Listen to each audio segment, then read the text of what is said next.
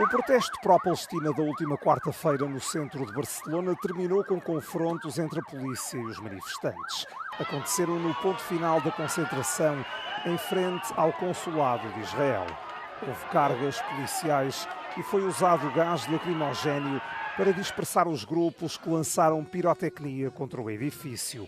15 pessoas foram detidas, 11 delas menores de idade.